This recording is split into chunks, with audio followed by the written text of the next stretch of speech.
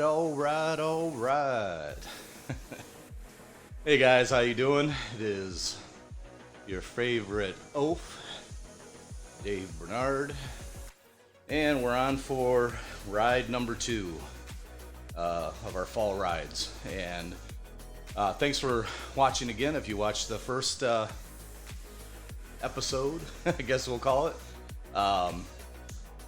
If you watched the first ride, we tried to get everything reset up. Of course, I kind of reviewed my health status and, told you that I wasn't planning on doing any, ride-offs at the end, basically where I'm pushing myself. This is not the same as it was last year. Last year we talked a lot more about doing this for weight loss, and this year it's because it's prescribed to me.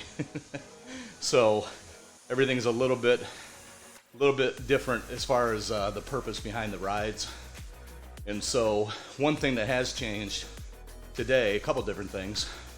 So one thing that has changed today is that I am not streaming on Facebook on my personal page.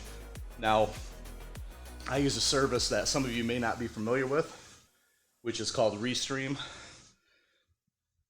The website is restream.io, and what that allows you to do is to actually stream across multiple platforms. And so you can stream through Facebook, and by the way, there's a free version and then a version where you have to pay. Well, for me, I don't know, I'm just not in the position to pay right now. I don't feel like it makes a lot of sense to do that. Maybe if the crowd gets a little bigger, it'll make sense to pay, and it's not a lot. I think you can, right now I think there's a sale rolling for like $13 a month or something like that. So, and of course it's cheaper if you pay for the annual, usually. So you gotta check that, make sure it doesn't always add up that way. But there'll be a lot of sales going on with a lot of these different streaming services this time of year, because summertime is over and people are starting to spend more time inside. And so us Zwifters are usually getting back on the bike. Now this is only my second season, so it doesn't mean I'm an expert by any means, but I figured a few things out so far. So I'm not streaming directly to Facebook today, even though it's a free service, because for me, where I would prefer to stream to would be one of my Facebook pages, specifically for this activity, my OAF LIFE page. But that's a paid service if you want to stream directly to your to your page or a group. And so for that reason, I'm just sharing off of one of the other platforms videos directly to my Facebook page. So right now I'm streaming to YouTube. So if you happen to watch this after the fact, or if you happen to be watching it live, I am streaming to YouTube, Twitch, and to Vaughn. Vaughn's a new platform I don't know a lot about. It's not a new platform, it's a new platform to me. So I don't know a whole lot about it, but I figured it was free, I might as well throw it in there. And there's no real purpose to these rides as far as like, monetary gain or anything.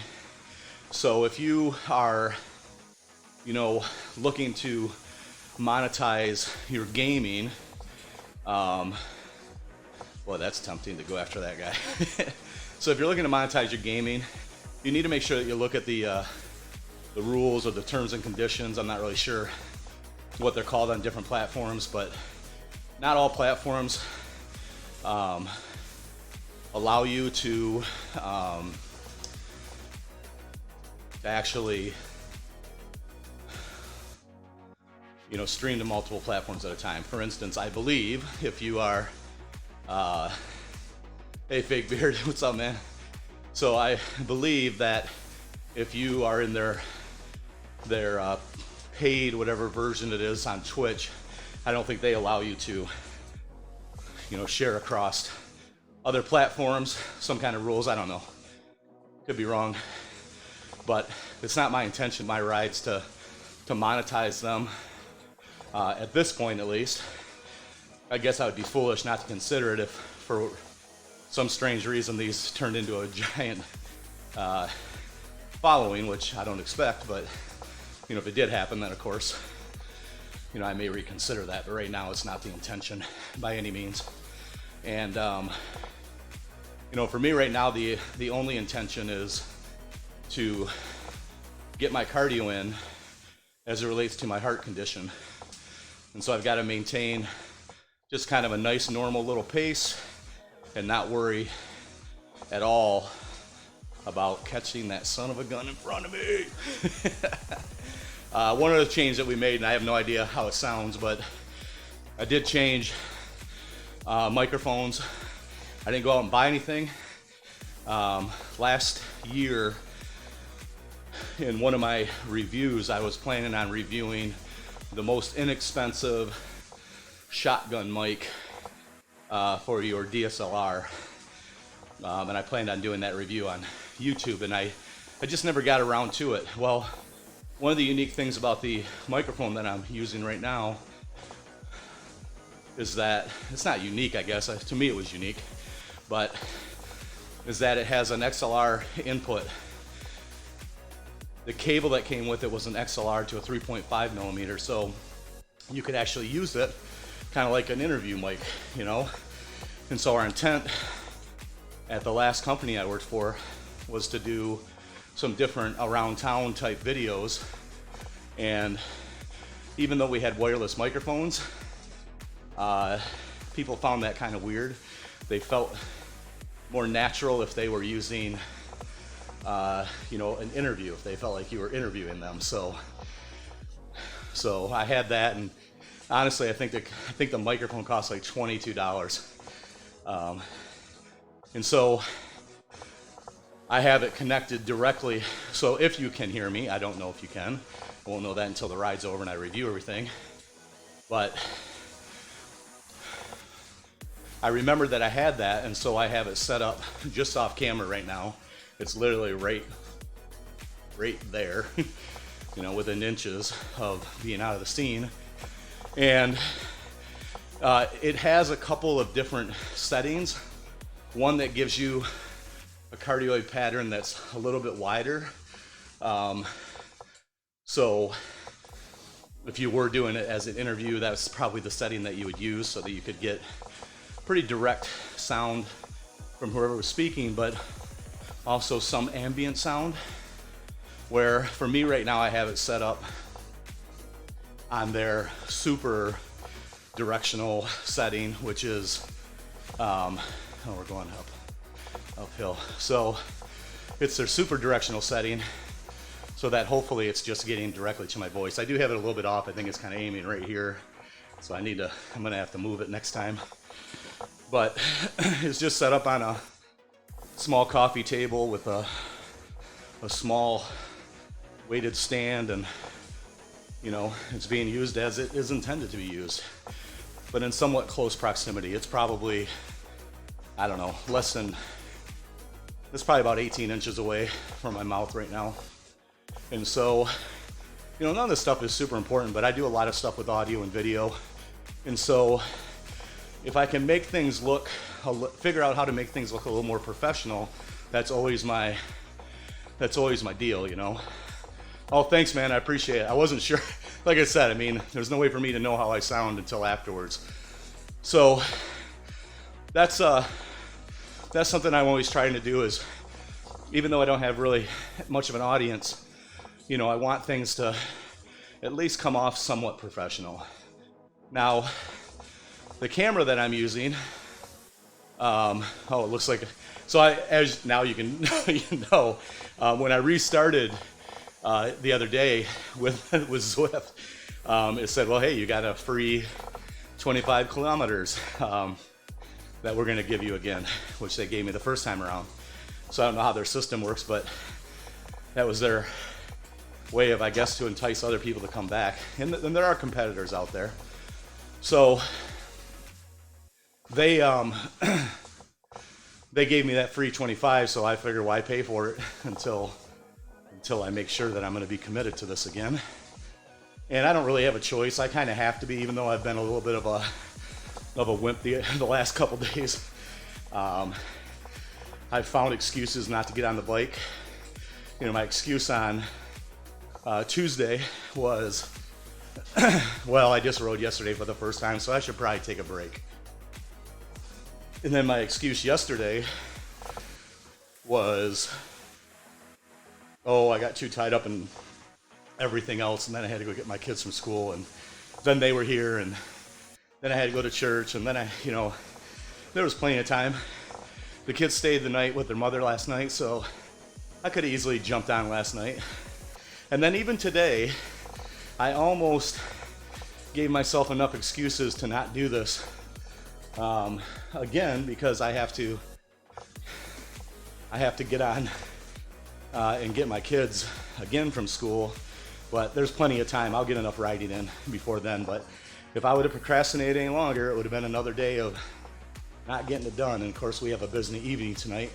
My older daughter has got her concert band and then her jazz band concert, first one of the year tonight. So, you know, just gotta do the fatherly things and get out there, you know, and do those things. But, you know, I just gotta stop making excuses.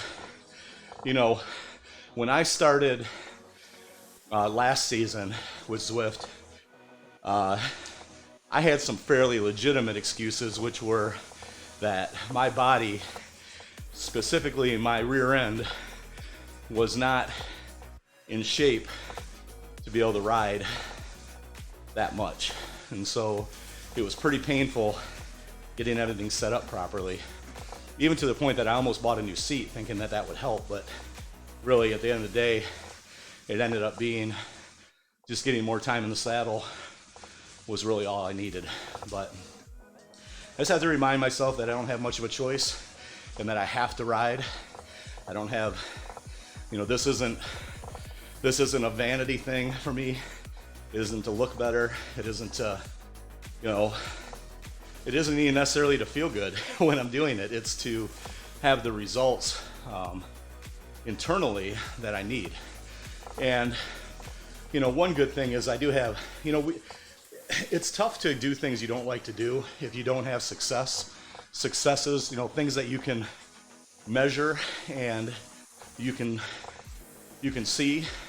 But so for me, some of those measurables that I ran into last year that actually were very good was that as I was riding and I was getting more and more blood work done, trying to figure out what was going on with me, you know, I come to find out that there were things like cholesterol and stuff like that that were getting a lot better. Now, of course, my diet was better, but so that obviously was part of it. But it wasn't just my diet being better, it was that my cholesterol levels were getting pretty close to normal. You know, they dropped where they were supposed to drop, they dropped, and where they're, you know, basically there's the two different cholesterol levels that are usually measured or that are measured. And so those were getting into the levels where they needed to, along with other things. And so a lot of that has more to do with, it's not the biking, it's the cardio. And even back, you know, when I studied this for a living, or at university, you know, I knew that creating blood flow was one of the keys to success. And then be able to figure out how to carry nutrients into your body properly, but also allow different portions of your system to work. A lot of it had to do with cardio. And it's one of those things where it doesn't matter how much you know, it doesn't mean you're still going to listen even to yourself over the years. And so over the years, again, you find excuses why you don't need to do that. You know, for me, it was I don't enjoy it and I'd much rather weight lift. Well, I became a very strong, fat weightlifter at different points in my life. Well, most recently over the last few years before some of these issues started creeping back in. And as a reminder for any of you that are brand new to this journey with me, this all started, let's see, it would have been end of January 2018. And I had been powerlifting for about a year and a half after doing some CrossFit, after doing different things that, over the years. It started in 2012.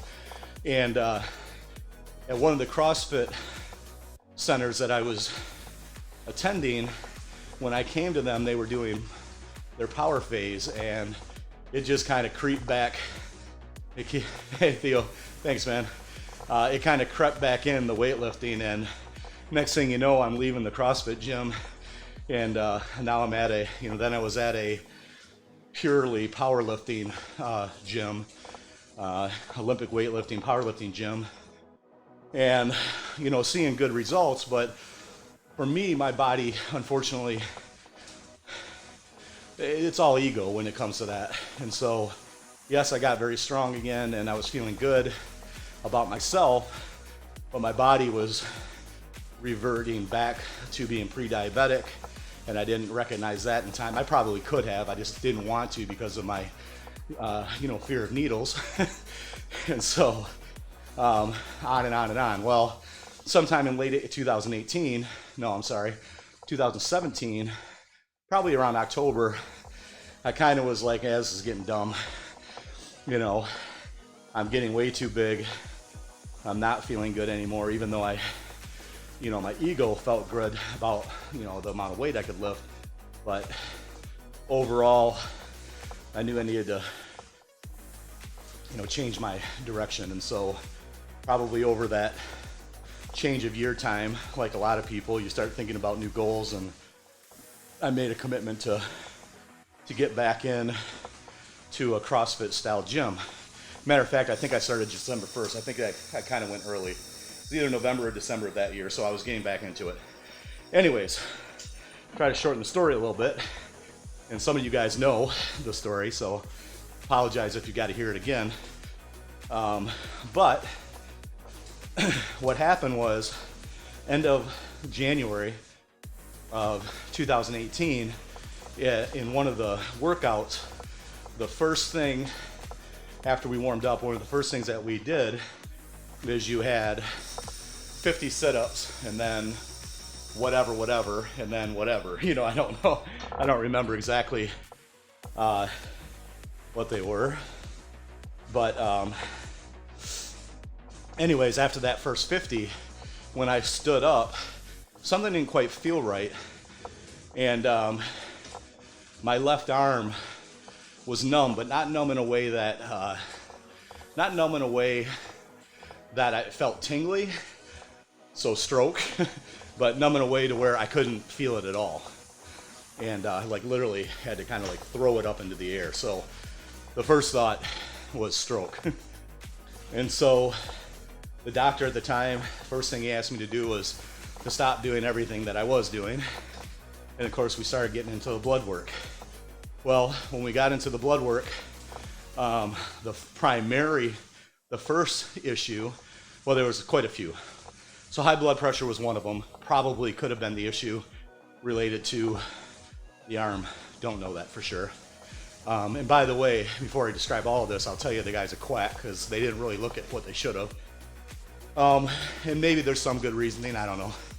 I'm not happy that we just found the potential problem, but all these years later and going through, finally getting a doctor that I feel like knows what he's doing. But what we found was that my blood sugar level was ridiculous. I mean, it was low threes, high twos, somewhere in there. Very, very high blood sugar, and that's a fasted blood sugar rating. And so that's where most of the effort went. Of course, high cholesterol, high blood pressure, high blood sugar. Can't think of anything else. And you wouldn't test me for things that I from an educated standpoint, knew that he should, which was testosterone and thyroid and some other things, but he refused to test those. Matter of fact, he didn't even do an EKG. So that can tell you what kind of guy kind of guy I was dealing with. So anyways, long story there is no short version. So so we started concentrating on blood sugar. I have a fear of needles, and so it did get to a point where insulin might have been an option, but I couldn't do it. I think he wanted to put me on 2 units of something, but I couldn't do it. So, we just tried to do it with medication. Metformin. I think there was one called glucophage or something like that. I don't know. And Januvia. And that got me down in our most recent testing. Following that regimen on the blood sugar got me down to like a 157. So that's fasted. It's not ideal, but significantly better than I was at before. And then here just a little while ago, I had what they tried to describe as vertigo, and vertigo turned into leading them right back to my heart, which is something they should have been doing it a couple years ago. But where we're at right now with all that, I don't have any blockage, I don't have anything like that, but what I do have is a weakened lower left ventricle. And so it's one of the reasons I'm not allowed to lift weight right now until they know, and probably won't be allowed to lift weight the way I used to if I ever do get back to it. Might be body weight only, if even that, for a while. And so we won't find out probably till mid-November is probably when we're going to find out whether or not there's any severe issues after I have an echocardiogram.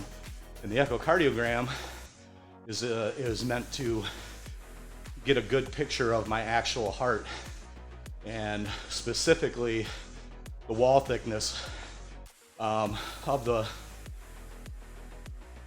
left ventricle.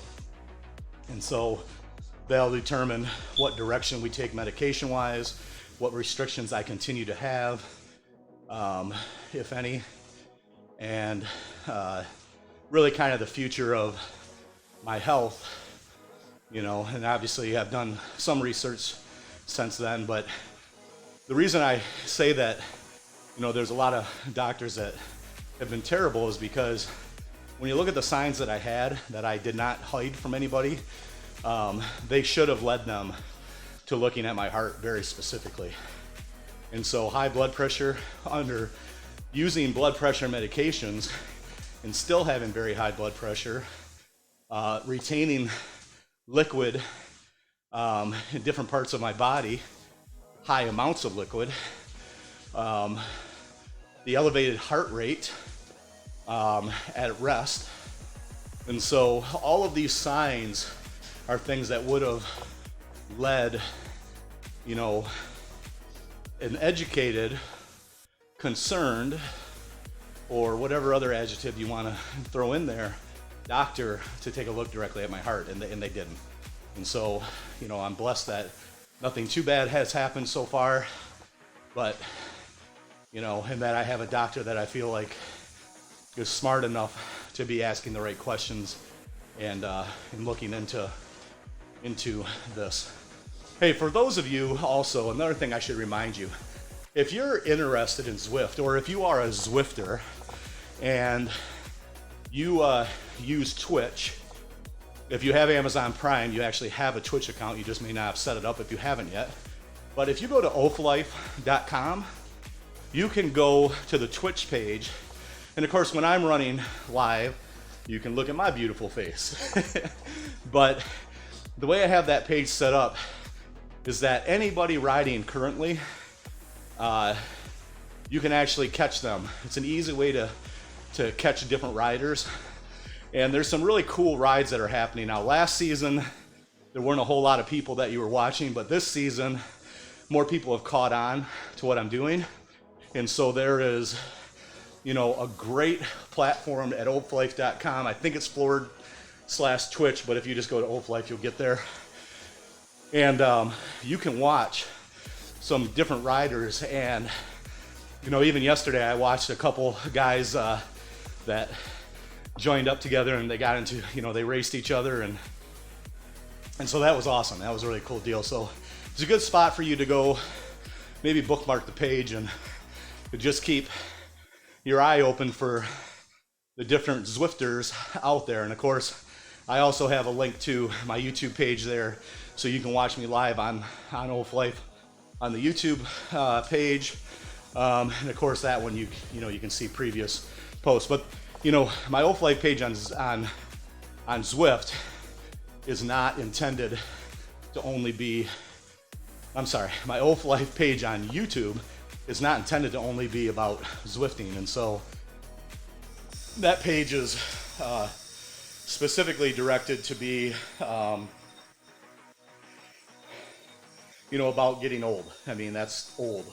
And the old OAF Life of yesteryear, or I should say almost yestermonth, was really, it stood for old as F. And some other things have changed in my life over the last year. And so I am trying to be more faithful to God, and I'm trying to be obedient in my ways with Him. And so I have, in my mind, very cleverly changed it to old and fun. So when you see what is that little page inside of OAF Life, it says old and fun, but that's not what it started off as. And so, I'm on a journey to get right with God, and so I'm trying not to, represent Him in the wrong way. And so I knew I had to change it, and so just realized it was originally, I'm not somebody that tries to fib people. So just realized that it was originally intended to be old as F, and now it's old and fun. And so, I hope to be able to talk a little bit about my life there, but also specifically talking about things as it relates to getting older, things that we have to consider as an older generation. And when I say older, kind of over 40, but maybe even over 45, reaching 50 and beyond. And some of the different challenges that we run into, both physically and mentally, professionally and personally. There's a lot of things that happen in that midlife time frame. And so your body starts to give out in some respects. And so there's a conversation that we can always have there. Financially, a lot of people are in the right position, and so they're trying to figure out what they're going to do next. And of course, there's the other group, which has, fallen on hard times, or maybe not been smart with their money, or. And so those are obviously conversations. There are people that, are forced to change careers. There are things that happen out of your hand, like changes in healthcare, from a federal standpoint. If our federal government changes the healthcare plan, what does that look like for you? Retirement plans, and did you have one or not? Did you rely on a company that doesn't exist anymore? I mean, there's a lot to be considered as we get older. And of course, that was the original intent of OAF Life, but in a very crude way. And then it kind of landed into this health journey. And so it stayed there in the health journey world for probably longer than it needed to.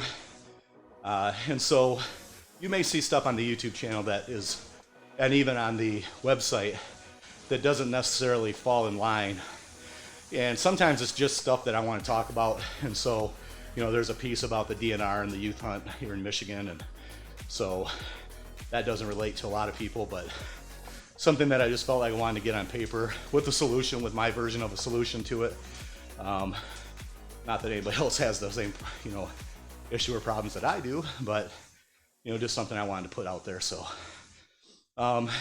at times, a good topic that seems to come up a lot is how to Zwift, how to stream. beyond Zwifting. You know, how do you do what I'm doing?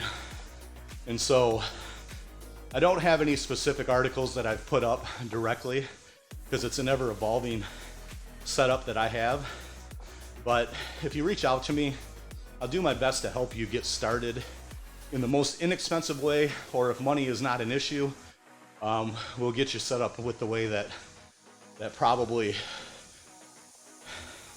would be potentially best.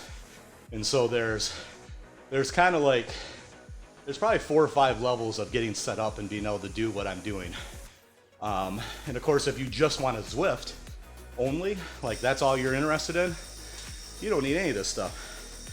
You can use your phone, and this is an old iPhone 5 SE that I don't use other than for this.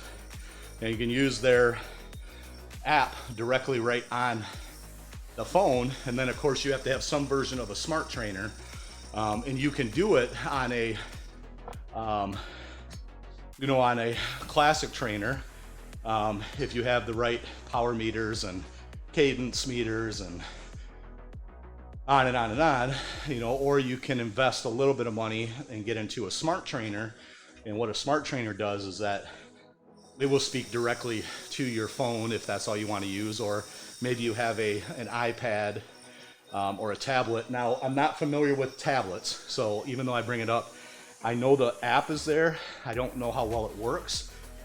They seem to concentrate more on the Apple world as far as how they like things to be set up, and so I'm not promising you that if you just bought any tablet that it would work or not. But if you do buy an iPad, you should be able to set that up, and you can set it up directly, you know, if you've got a way to mount it to your bike, or if you can set it up on a table maybe directly in front of the bike, but you can run the whole thing from there. You don't need everything else. You can set it up with an Apple TV, not specifically. You can use either one. Preferably, you would use the newer 2 versions, the last 2 versions only, because the difference between those Apple TVs and the oldest style or originals is that on the newest ones you can actually download apps from the App Store, where that's not the case for the original. And that makes a difference on how it works. But you could do that. So you could be sitting in front of your TV and connected, probably still in 2 different ways. So you'd have your Apple TV, I pointed that way because that's where my TV is.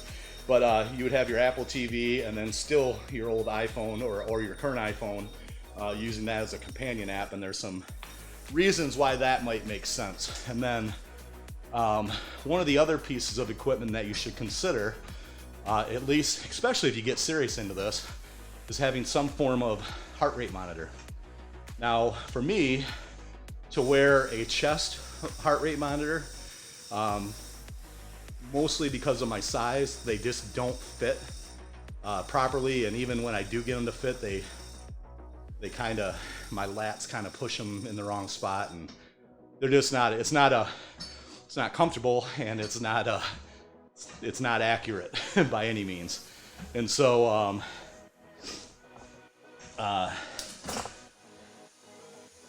so that's something. Now what I use for a heart rate monitor is I use the Wahoo Ticker, and that's a wrist or a forearm based heart rate monitor. And there's other people out there that don't know that these work great, but I've tried both at the same time, and they're within 3 heartbeats of each other as far as accuracy. So good enough for me. I don't need more. I'm not being competitive with this. And then then you just get going. You don't need all the other stuff. Now, to do the streaming, it really just depends on, I can help you kind of show up wherever you're at. And so, let's say you only have a laptop that doesn't have a GPU in it. That you will struggle streaming if that's your goal. You can do the rides, but to do both, you're not gonna be able to do it. So there are ways for you to possibly use your Apple TV and all of that. And then kind of finally, I'll kind of explain the setup I have for any of you that are you know, maybe a little bit more techy. So the way I'm set up right now is I have a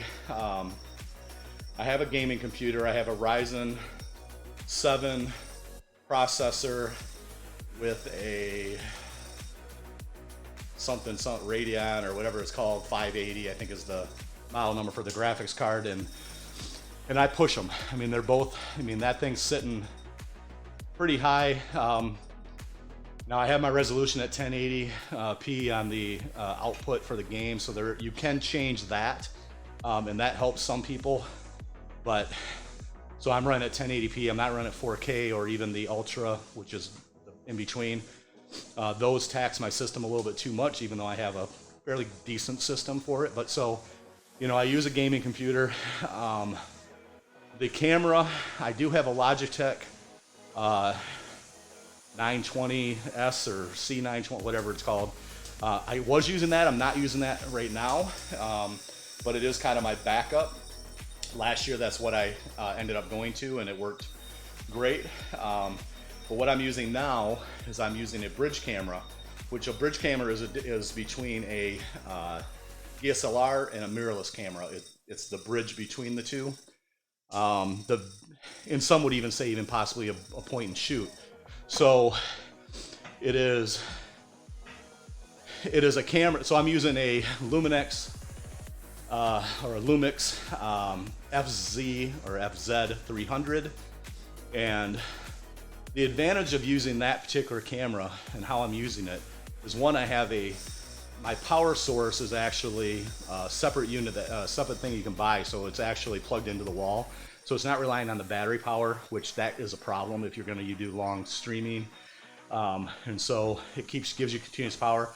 And then the other thing is that it doesn't shut off after 30 minutes like a lot of DSLRs do. So, but the magic behind all of it is I use an Elgato Cam Link. And so what that does is it turns that camera into a webcam. And so it gives a signal as if it was a webcam. Now, there are some issues that you can run into. And so as OBS, which is what I use to restream. So OBS, when it does update, sometimes it gets everything a little kittywampus and you got to go back in and play with it. So if you find out last minute, then I can always revert back to the Logitech camera. And of course, the on-screen magic is just literally like a $30 green screen on a stand behind me. And so that's why you see my arms cut off right now, because I've shrunk everything in, and so you can't see what's around me, but we're literally just in my office in front of my computer, kind of set off. Maybe I'm probably 8 feet away from the camera, so the camera's zoomed in a little bit. The settings on the camera are not at their highest, just to make sure that we're not, again, stressing the system too much. And it works out okay. If I wanted to go to the next level, you know, we'd be taking this into like the $10,000 range, and again, that's not something I'm going to do. So what would be the next level? The next level would be, you know, an absolute professional TV style looking camera, probably twice as much computer, and so on and so on. And so, but you know, this is kind of the upper end of the amateur hour as it comes to streaming and doing what I'm doing. So it's good enough for me, man. Good enough for me. If you are trying to find me on Zwift, I am not OAF Life, by the way. I'm under, I believe, Dave Bernard. So if you're trying to locate me on Zwift, I am, well, you can see me right there, D Bernard. You can see me right up on the screen. So we'll talk a little bit about the screen here, and then I'm going to get going because I got to get cleaned up and go get my kids. So what you're looking at on the screen, so there's some kind of key things that I'll point out for those of you that are maybe just getting started and you're not sure what you're looking at, and maybe you're looking at it and saying, why does yours look different than other people's? I wish I could tell you how to do it, but this graph right here, because obviously I think it's looking at my effort and things like that. And so it's kind of a running graphic. I kind of like it, but You just have to Google that to figure out how to add it. I can't remember the exact, you know, keystrokes that you have to put in, but so that's what that is. Directly above me, obviously, is my wattage, and so I got to be careful here, but as I crank it up a little bit, you'll see my watts go up. And so that's best way to describe that is it's really kind of the resistance slash effort that you're putting in. And of course you can look also up there and see the RPM, so that's pretty obvious. That's how fast my legs are spinning around. So you equate the two together where you have your wattage and your RPMs. And then of course, for me, what I always am looking at is the heart rate. So I'm at 153 beats per minute currently. And I don't want to ever, right now, I don't want to be over like, I don't want to consistently be over maybe in that 155 range. That's enough for me. And then in the middle, you'll see how far I've went. You'll see, you know, how much elevation I've climbed, which isn't much. You'll see my total time. You'll see my current level. You'll see which route I'm on, jungle loop. And let's see here. You'll see 30-day PR, which I don't have anything right now. Those points up there are like sweat points, and you can use those inside of the garage, inside of Zwift, and that allows you to go in and buy different bikes and tires and all that. And I've done that, just playing around with it. But I'm not at a level that can do much. And then of course, over there, over up in that corner, there's a mini shot on the map, so you can see where I'm at. And that 3% is showing you your grade. So I'm climbing a 3% grade right now.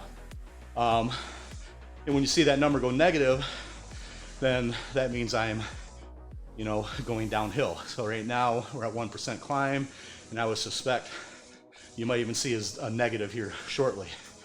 And so, okay, there you go, -1. Probably will get even more drastic here in a second. And so with that, I can change gears. You probably heard that. And then I can actually start going a little faster. Of course, now we're going back uphill. So anyways, so you can shift your gears, which is cool. And then over there on the side, you'll see other, you know, racers that are, or people that are out on the track nearby. So you can click on them. You can give them thumbs up. You can give me a thumbs up if you find me. And then down the side are either affiliates of mine or equipment that I'm using. So Wahoo is the trainer and the one of the programs, but it's also the heart rate monitor. And then so again, the trainer, Ticker is the heart rate monitor. Shimano is my gear set. Rode, I use the Rode Procaster, or the Rodecaster Pro, and I do that for my streaming, and I use that for my streaming, and I use that for my podcast. And then of course rally bikes. I ride a Willard 2 gravel bike with a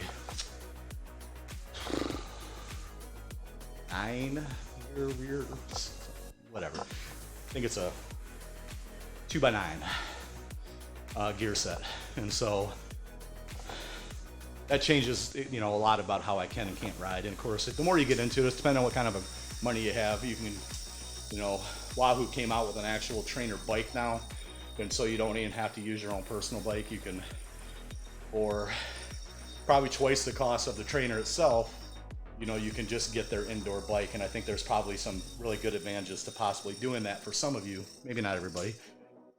We're gonna end there because I do have to get going here shortly. Oh, that's what happens. You got to see the green screen. So